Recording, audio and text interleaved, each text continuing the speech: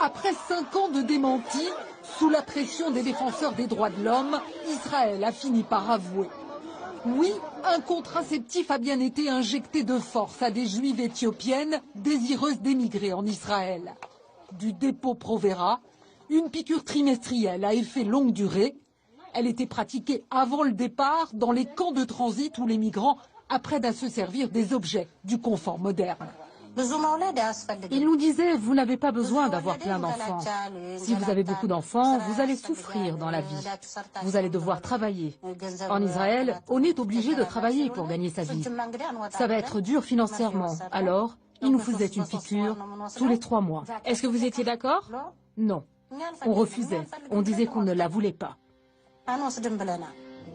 Des témoignages comme celui-ci, ces 2 journalistes en ont recueilli une trentaine, réunis dans un documentaire qui a contribué à faire éclater le scandale. Certaines femmes nous ont raconté qu'on les a obligées à accepter la piqûre.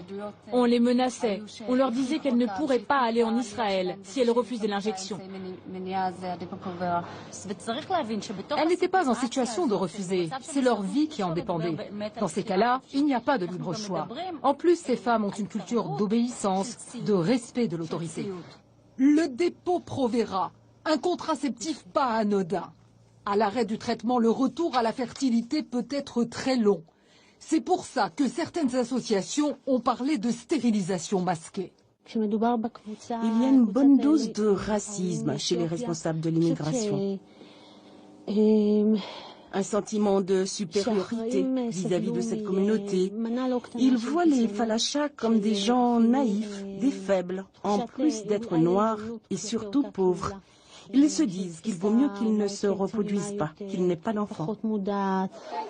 Un scandale qui explique pourquoi ces 10 dernières années en Israël, le taux de fécondité a chuté de moitié chez les Juifs d'Éthiopie.